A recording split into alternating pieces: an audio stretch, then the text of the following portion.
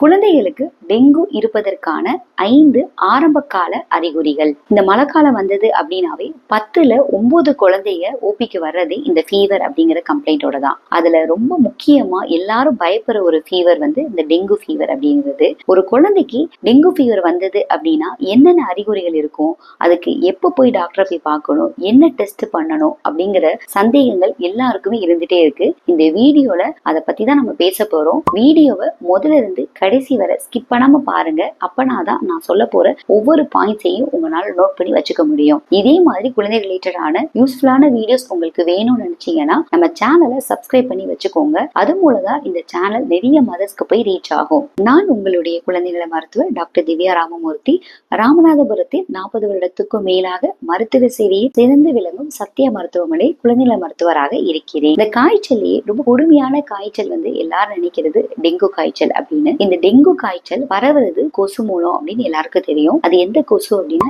Aedes அப்படின்னு சொல்லக்கூடியது. Dengue virus மூலம் அஃபெக்ட் ஆன ஒரு நபரை இந்த கொசு கடிக்கிற மூலம் இந்த கொசுவோட வாயில டெங்கு வைரஸ் போயிடும். இதே கொசு இன்னொரு நபரை போய் கடிக்கிற மூலம் அவங்களுடைய பிளட்ல டைரக்டா இந்த வைரஸை போய் செலுத்திடும். இது மூலம் தான் ஒரு பர்சன்ல இருந்து இன்னொரு பர்சனுக்கு இந்த மஸ்கிட்டோ பைட் மூலம் டிரான்ஸ்மிஷன் ஆகுது. ஆனா இந்த கொசுனால 50ல இருந்து 100 மீட்டர் வரைக்கும் தான் பறக்க முடியும். அதனால ஒரு ஊர்ல இருந்து இன்னொரு ஊருக்கு எல்லாம் போக முடியாது. சோ குறைஞ்சபட்சம் வந்து ஒரு 2-3 வீடு இல்ல அந்த தெரு அவ்வளவுதான் வந்து போக முடியும். ஏன் அப்படின்னா ஒரு குழந்தை ஃபீவரோட வராங்க அப்படின்னா அந்த தெருவுல வேற யாருக்காவது டெங்கு இருக்கு அப்படின்னா இந்த குழந்தைக்கு டெங்கு வர்றதுக்கு அதிக சாத்தியக்கூறு இருக்கு. சோ ஒரு குழந்தைய கொசு கிடைக்காம பாத்துக்கணும். முக்கியமா நைட் டைம் அப்படின்னு பேரண்ட்ஸ் நினைக்கிறாங்க. இல்லவே இல்ல. இந்த ஏடிஸ் கொசு வந்து தனித்துவம் என்னன்னா டே டைம்ல கடிக்கும். அதனால டே டைம்லயுமே ஒரு கொசு வந்து கடிக்காம இருக்கிறது தான் நல்லது. இது போக இந்த ஏடிஸ் கொசு வந்து நல்ல வாட்டர்ல வந்து உற்பத்தி ஆகும், இல்ல அதோட இனப்பெருக்கம்லாம் ஆகும். அதனாலதான் இந்த ரெய்னி சீசன் அப்படின்னு சொல்லக்கூடிய மழை காலத்துல வந்து மழை நீர் வந்து தேங்குது, ஏதாவது ஒரு ஓல்டு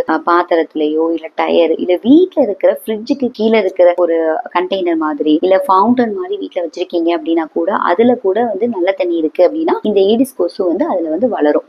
மத்த கொசுகள் மாதிரி சீவேஜ் வாட்டர்ல கெட்ட தண்ணியில வந்து இது வளராது. ஃப்ரெஷ் வாட்டர்ல வளரனாலதான் இதை ஈஸியா நம்ம அவாய்ட் பண்ணிட முடியும் அதோடைய உற்பத்திய. சரி, இந்த கொசு கடிச்ச உடனே இந்த வைரஸ் உள்ள போன உடனே சிம்டம்ஸ் எல்லாம் ஆரம்பிச்சிருமா, அறிகுறிகள்லாம் ஆரம்பிச்சிருமா அப்படின்னு கேட்டீங்கன்னா இல்லவே இல்ல. ஃபர்ஸ்ட் இன்குபேஷன் பீரியட் அப்படின்னு சொல்லுவோம். அதாவது இந்த வைரஸ் உள்ள போய் நம்மளுக்கு சிம்டம்ஸ் கொடுக்கக்கூடிய நாட்கள் வந்து 5ல இருந்து 7 நாட்கள் கூட எடுத்துக்கிறோம். குழந்தைகளுக்கு அறிகுறி வர்றதுக்கு இந்த நாட்கள்லாம் ஆகும். குழந்தைகளை பொறுத்த வரைக்கும் என்னென்ன அறிகுறிகள் சொல்லுவாங்க, ஹை கிரேட் ஃபீவர் வந்து சொல்லுவாங்க, அதிக டெம்பரேச்சர் இருக்கும். செகண்ட் ரேஷ், ஒரு பாடி ஃபுல்லாவே ரெட்டா வந்து அவங்கள வந்து பூசி விட்டா எப்படி இருக்கும் அந்த மாதிரி வந்து ரேஷ் வந்து வரும். தேர்டு, அவங்களுக்கு ரீட்ரோ ஆர்பிட்டல் பெயின், அதாவது கண்ணுக்கு பின்னாடி வந்து ஒரு வலி சொல்லிட்டே இருப்பாங்க, பின்னாடின்னு ஏதோ புஷ் பண்ற மாதிரி வலிக்குது அப்படின்னு சொல்லுவாங்க. அடுத்து நாசியா இல்ல வாமிட்டிங், சாப்பிடவே மாட்டாங்க குழந்தை, அந்த மாதிரிலாம் சொல்லுவாங்க. இது போக ஜெனரலைஸ்டு பாடி பெயின் வந்து வைரஸ் அப்படின்னாவே இருக்கும். இதுல எப்படி இருக்கும்னா போன் வலி வந்து சொல்லுவாங்க. என் ஊபிக்கு வந்து ஒரு குழந்தை கூட எங்க அம்மா வந்து என்ன ஒரு கட்டை வச்சு அடிச்சா எப்படி இருக்கும் அந்த மாதிரி எனக்கு வலிக்குது டாக்டர் அப்படின்னு சொன்னாங்க, ஒரு 12 வயசு குழந்தை. இதெல்லாமே தான் அறிகுறியா வந்து குழந்தைங்க வந்து சொல்லுவாங்க. அப்ப டெங்கு காய்ச்சல் அப்படின்னாவே தீவிரமா இருக்குமா அப்படின்னா இல்ல. குழந்தைகளுக்கு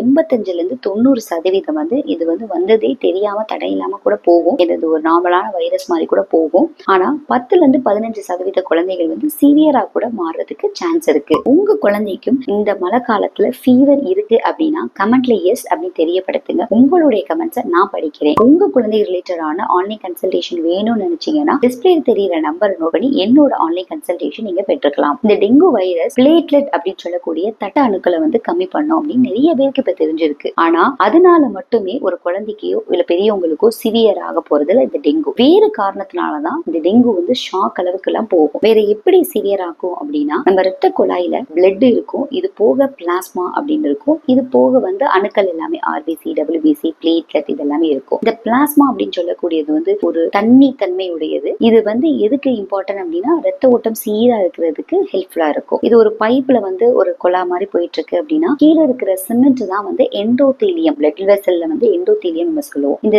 டெங்கு வைரஸ் எண்டோதீலியத்தை போய் அஃபெக்ட் பண்றனால அது ரெண்டுக்கு உள்ள நடுவுல ஒரு கேப் வந்து ஃபார்ம் ஆயிரும். இதனால பிளாஸ்மா அந்த தண்ணி வந்து ஈஸியா வந்து லீக் ஆக ஆரம்பிச்சிடும். அப்ப வந்து ஒரு பைப்ல வந்து ஒரு கிராக் விழுந்தா எப்படியோ அது மாதிரி நம்ம பிளட் வெசல்ஸ்ல ரத்த குழாயில வந்து ஏற்படுது. இது மூலம் இந்த பிளாஸ்மா லீக் ஆகி பாடியில எங்கெங்கெல்லாம் ஸ்பேஸ் இருக்கும் அங்கெல்லாம் போய் நீர் வந்து கோர்த்துக்கும். இது போக இந்த தண்ணி வந்து கம்மியாச்சு அப்படின்னாவே மற்ற விஷயங்கள் ஆர்பிசி, டபிள்யூபிசி, பிளேட்லெட் இது எல்லாமே வந்து திடமாக ஆரம்பிச்சிடும். ஸோ பிளட் வந்து ஒரு கான்சென்ட்ரேட்டடா ஆரம்பிச்சனால ஃப்ளோ வந்து கம்மியாயிரும். ஒரு சீரான ஓட்டம் வந்து இல்லாம மற்ற ஆர்கனுக்கு போகக்கூடிய, முக்கியமா வந்து லங்ஸ்க்கு போக வேண்டியது, இல்ல பிரெயினுக்கு போக வேண்டியது, இல்ல ஹார்ட்க்கு போக வேண்டிய இரத்த குழாய் ஓட்டம் எல்லாம் சீர் இல்லாம போறனால இதனாலதான் பிரச்சனைகள் ஆரம்பிக்குது. ஸோ பிளேட்லெட் கம்மியாறனால மட்டும் டெங்குல வந்து சிவியாரிட்டி வந்து ஆக போறது இல்ல. இந்த மாதிரி பிளட் வந்து கான்சென்ட்ரேட்டடா திக் ஆகுறனால ரத்த ஓட்டம் வந்து சீரா இல்லாம இருக்கிறனாலதான் மேஜரான இஷ்யூஸ்லாம் இருக்கு. ஸோ ஒரு குழந்தைக்கு டெங்கு வருது அப்படின்னா இது 3 ஃபேஸ் இருக்கு அப்படின்னு சொல்லுவோம். ஃபர்ஸ்ட் வந்து ஃபிப்ரைல் ஃபேஸ், அதாவது நான் முன்னாடி குறிப்பிட்ட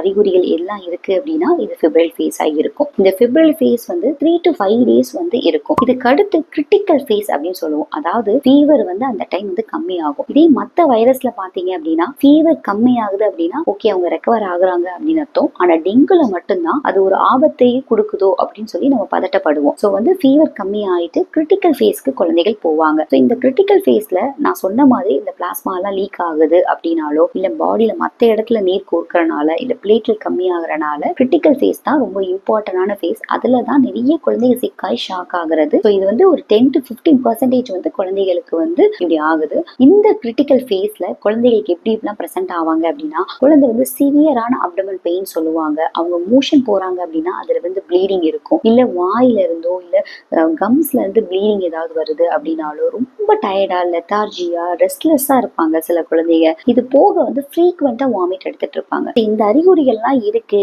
ஒரு ஃபீவர் வந்துட்டு ஃபீவர் கம்மியான பிறகு இந்த அறிகுறி எது வருது அப்படின்னா இமீடியட்டா அந்த குழந்தைய வந்து ஹாஸ்பிட்டலைஸ் பண்ணி ட்ரீட்மெண்ட் நம்ம கொடுக்கணும். இந்த கிரிட்டிக்கல் ஃபேஸ் 2 to 3 நாள் இருக்கும். அடுத்து வந்து குழந்தை வந்து ரெக்கவரி ஃபேஸ் போவாங்க. ரெக்கவரி ஃபேஸ்ல கூட சில குழந்தைகளுக்கு வந்து ரேஷ் வந்து இருக்கும். இது எல்லாமே 10 to 15% குழந்தைகளுக்கு தான் நடக்கும். ஆனா 90% வந்து குழந்தைகளுக்கு வந்து நார்மலாவே ஒரு வைரல் ஃபீவர் மாதிரி வந்துட்டு போகும். இந்த டெங்குக்கு என்னதான் ட்ரீட்மெண்ட் அப்படின்னா ஃபர்ஸ்ட் டெங்குக்கு ஆன்டிபயோட்டிக் வந்து அவசியமே இல்லை. ஏன்னா இது வந்து ஒரு வைரஸ் அப்படிங்கறனால பாக்டீரியாவுக்கு வந்து எந்த ரோலுமே இல்லை.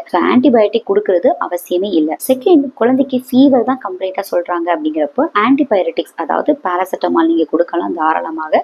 கரெக்டான டியூரேஷன் அண்ட் கரெக்டான இன்டர்வல்ல கொடுத்தா மட்டும் போதும். ஓவர் டோஸ் கொடுத்துடக்கூடாது. இது போக வந்து ஃபீவருக்கு அடுத்த மெடிகேஷன் எபிஜெசிக் பிளஸ் இல்ல மெஃபெனமிக் ஆசிட் இது எல்லாமே கொடுக்க கூடாது. முற்றிலும் தவறு. இது வந்து கண்டிஷனை வந்து ஓசன் ஆக்கிரும். குழந்தையுடைய ஹைட்ரேஷன் ரொம்பவே முக்கியம். நான் முன்னாடியே குறிப்பிட்ட மாதிரி குழந்தையுடைய ரத்த ஓட்டம் வந்து சீரா இல்ல, ரத்தத்துல வந்து தண்ணி அளவு கம்மி ஆகுறனால பிளாஸ்மா கம்மி ஆகுறனாலதான் காம்ப்ளிகேஷன்ஸ் வருதுன்னு நான் சொன்னேன். ஸோ அதை அவாய்ட் பண்ணணும் அப்படின்னா குழந்தைய நல்லா ஹைட்ரேட் பண்ணி வச்சுக்கணும். தண்ணி கொடுங்க, இல்ல ஜூஸ் கொடுங்க, சூப் கொடுக்கறது, ஏதாவது ஒரு தண்ணி ஆகாரம் கொடுத்துக்கிட்டே இருங்க குழந்தைக்கு. அதுவே ரொம்ப இம்பார்ட்டன்ட். அப்ப நிறைய பேர் என்ன கேட்பாங்க அப்படின்னா வந்து பிளேட்லெட் வந்து கம்மியா இருக்குல்ல, அதை வந்து இம்ப்ரூவ் பண்றதுக்கு வந்து பப்பாளி விதையெல்லாம் கொடுக்கலாமா, இல்ல பப்பாளி இலைய வந்து ஜூஸ் ஆக்கி கொடுக்கலாமா அப்படிலாம் கேட்கறாங்க. இல்ல நிலவேம்பு கஷாயம் வந்து கேட்கறாங்க. இந்த பப்பாளி விதையெல்லாம் எந்த யூஸ்மே இல்லை. நீ அப்படியே ஒருவேளை பிளேட்லெட் இம்ப்ரூவ் பண்ணீங்க அப்படின்னா கூட இந்த டெங்கு வைரஸ் திரும்பி அந்த பிளேட்லெட் போய் கம்மி பண்ணதான் செய்ய போகுது. ஆனா இந்த நிலவேம்பு கஷாயத்துல ஆன்டி இன்ஃபிளமேட்டரி ப்ராப்பர்ட்டி இருக்கிற சில இதெல்லாம் ஆட் பண்றதுனால குழந்தைகளுக்கு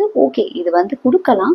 இதனால ஹார்ம் எதுவும் இல்லை என்னை பொறுத்த வரைக்கும். ஸோ டெங்கு காய்ச்சலை பொறுத்த வரைக்கும் ஹைட்ரேஷன் அப்படிங்கிறது ரொம்பவே முக்கியம். நெக்ஸ்ட், குழந்தைகளை டெங்குல இருந்து எப்படி காப்பாற்றலாம் இந்த மழை காலத்துல அப்படின்னா 2 விஷயம் இருக்கு. ஒண்ணு, அந்த கொசு உற்பத்தி ஆகிறத கம்மி பண்ணணும். 2வது, குழந்தைய அதை கடிக்க விடாம பாத்துக்கணும். பெரியவங்களும் சரி. ஃபர்ஸ்ட், உங்க வீட்டை சுத்தி வந்து ஃப்ரெஷ் வாட்டர் வந்து இருக்கிறத அவாய்ட் பண்ணுங்க. எந்த வாட்டருமே தங்க வேணாம் அப்படிங்கறதா. ஈவன் வந்து ஒரு நீங்க யூஸ் பண்ற ஒரு பக்கெட் தண்ணி ஆகட்டும் அப்படின்னா யூஸ் பண்ணிட்டீங்க அப்படின்னா அதை கவுத்தி வச்சுக்கோங்க. தவிர அதுல வந்து தண்ணி தேங்கி இருக்கணுங்கிறது அவசியமே இல்லை. ஃப்ரிட்ஜுக்கு பின்னாடி இருக்க கண்டெய்னர் அப்படின்னா 2 days ஒன்ஸ் அதை கிளீன் பண்ணுங்க. வீட்டுல நீங்க ஃபவுண்டன் எல்லாம் வச்சிருக்கீங்க அப்படின்னா இந்த மழை காலத்துல எல்லாம் அதை அவாய்ட் பண்றது ரொம்ப நல்லது. இந்த கொசுவுடைய முட்டை வந்து இந்த நல்ல தண்ணியில தான் உற்பத்தி ஆறனால கவர்மெண்ட்டுமே பயங்கரமா நிறைய ப்ரோக்ராம்ஸ் எல்லாம் கண்டக்ட் பண்ணிட்டு இருக்காங்க இது எல்லாத்தையும் அவாய்ட் பண்றதுக்காண்டி. நெக்ஸ்ட், குழந்தைகளோ இல்ல பெரியவங்களோ கொசு கடிக்காம எப்படி பாத்துக்கலாம்? ஒரு நெட் யூஸ் பண்றது, மஸ்கிட்டோ நெட் யூஸ் பண்ணிக்கலாம். இல்ல ரிப்ளியன்ஸ் மாதிரி இருக்கு. ஸோ லிக்விட் காயிலா இருக்கு, இல்ல கிரீம் மாதிரி கூட வந்து அவைலபிளா இருக்கு, இல்ல ஃபேப்ரிக்ல கூட வந்து அப்ளை பண்றமான நிறைய ஆப்ஷன்ஸ் இருக்கு. ஸோ அதெல்லாம் வந்து போட்டு விடலாம். முக்கியமா குழந்தைகளுக்கு இந்த மழை காலத்துல ஃபுல் ஸ்லீவ் ட்ரெஸ் வந்து போட்டு விடுங்க.